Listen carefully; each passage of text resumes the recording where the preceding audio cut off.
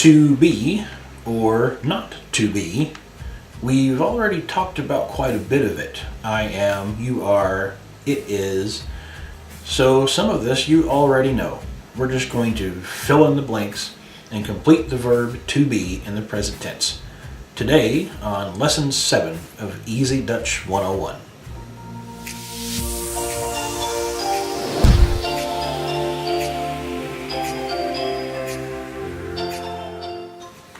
The verb to be in Dutch is zijn. Zijn. You've probably realized that you've already heard the word zijn. It means are. It also means to be. So let's complete the table. You already know these two, ik ben and jij bent.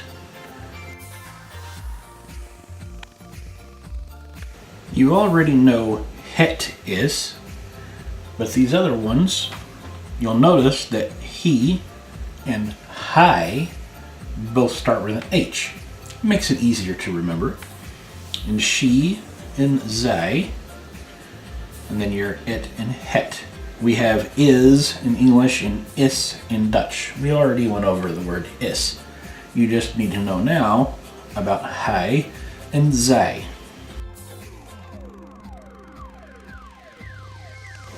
The plurals are very easy because they're the same as the infinitive. So to be and are all zijn. So we, y'all, and they. Your new words are wij. There's the W's. We and wij. You just want to pronounce your W like a V. Jullie. Jullie, which means y'all. And they is zij. Now you'll notice that zij and zij here. Yes, it means both she and they. You just have to pay attention to what verb comes after is or zijn. And that will tell you which word this is. So here we have zij is for she is, and zij zijn for they are. Not too hard, right? There are also some other ways to say a few of these words, and we're going to go over them now. Jij can also be written as ja. And we also kind of say this in English sometimes, like, what are you doing? Instead of what are you doing? And this way is used for that exact purpose. We say, what are you doing? You would use ya for you. If I were to say, you're doing that and you're doing that, but what are you doing? Hear how I'm stressing you a little more? That's when you use jij. Hij has one as well. It's not used a whole lot, but it is used, so we'll include it here. And it's simply pronounced E. Zij, for both she and they, also has a shortened version, which is pronounced z. You would use this in the same way you would for the unstressed you I talked about before.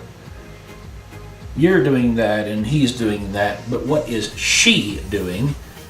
That you would use zij. For z, you would be, what's she doing? And likewise, wij also has one. Looks like the word we, so it's real easy to remember, but don't pronounce it like that. It's pronounced the. Now let's try a few example sentences to keep these new words in your memory a little better. We did this sentence a few lessons back. Is dat een jongen? And instead of saying, ja, dat is een jongen, we can now replace it with hij. Ja, hij is een jongen. So you can use dat or hij.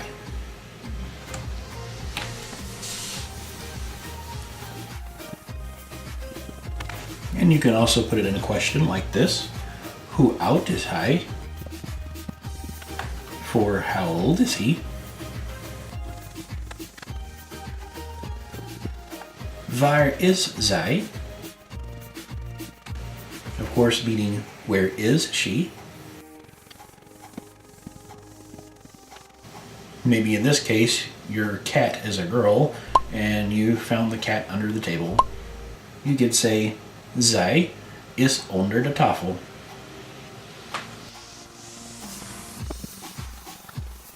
You can do the same with the other words too, like this. Waar zijn wij? Meaning, where are we?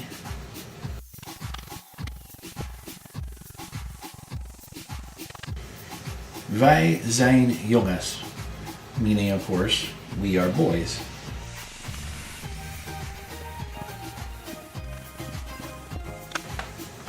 Zij zijn meisjes. For they are girls.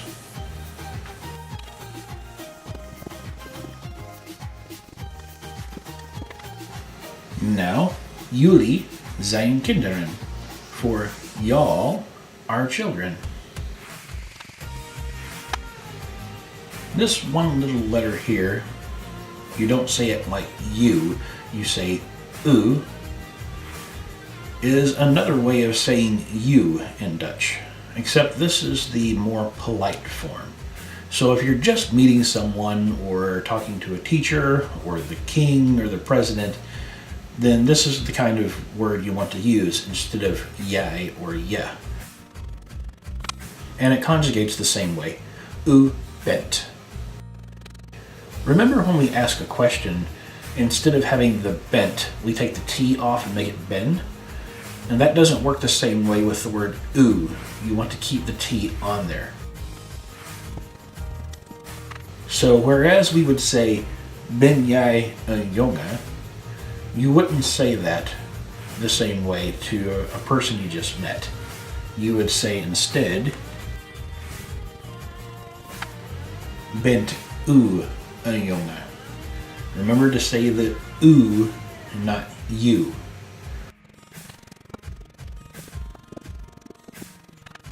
The same applies to using the plural form. Zijn jullie meisjes?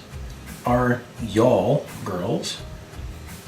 To a group of girls you just met, instead of using jullie, you would use the polite or formal form of you. So you would say it like this.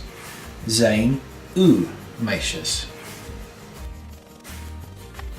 So we've covered jij, je, u, and now here's jou. Yet another way of saying you in Dutch.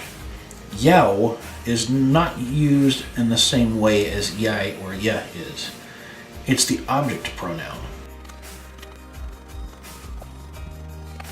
Let's take a look at this little sentence here in English. You go with him.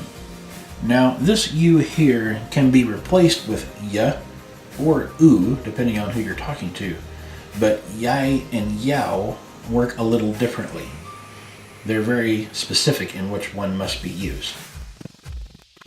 So, not thinking about je or u right now, we have to replace this you with either jij or jou. So here's a little trick to find out which one to use. So if we take this sentence and replace this you with either he or she, and it sounds right, then that means we use jij when translating the sentence. If it doesn't work and the him or the her works here, then will we use jou when translating the sentence? Let's give it a try. Let's put he goes with him. And that sounds like it works. Him goes with him or her goes with him just doesn't sound right. So it's not going to be jou. It's going to be jij. Another one, she goes with you. Okay, let's try the trick and figure out which one we're going to use for this one. She goes with he. Oh no, that doesn't sound right, does it? She goes with him or her? That's right. So we're going to translate this one to jou. Okay, but it just looks like if it's on the beginning of the sentence, you use jij, and if it's on the end of the sentence, you use jou, right? Check this out. Uh-oh. Now you is in the middle of the sentence. Now which one do we use? That's why I showed you this trick. He takes he to the park. Oh no, that doesn't sound right, does it? He takes him to the park. There we go. So this would be translated to jou as well.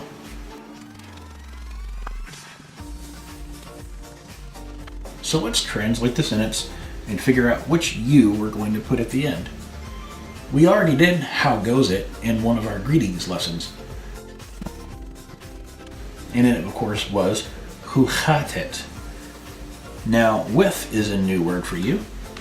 Met. Met. Hoe gaat het met jij or jou? After a while you get such a feel for it that you automatically know which one to use without needing to use the trick. But for now, how goes it with he or she? No, that doesn't sound right. How goes it with him or her? There we go, it's jou. Hoe gaat het met jou? Hoe gaat het met jou? How goes it with you? I'm going to leave this sentence on the board for a sec to show you a little bit of something about pronunciation. Now, if you see TJ in a word somewhere, it's pronounced CH, ch. Now, here we have a T and a J in two separate words. T on the end of met and J on the beginning of jou. A lot of times in Dutch you will hear that still mixed together and it comes out as the ch. We do this quite a bit in English too when we say what ch doing. But in this case, the T and the J is also coming together here. So instead of met jou, a lot of times in Dutch you'll hear someone say met jou. So hoe gaat het met jou? And you'll even hear hoe gaat het met je? You'll hear the je on the end of this sentence as well. So, hoe gaat het met jou? Hoe gaat het met je? Both mean the same thing. Of course, like I said before, if you're talking to someone you've never met before, or someone of high authority, or you just want to be really polite, don't use either of these words. Use u instead.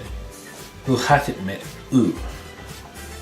Don't say met you, that doesn't sound right. Hoe gaat het met u? Okay, so now you know how to conjugate to be in the present tense. Hopefully you can use those sentences and this will allow you to speak even more Dutch. Tot ziens!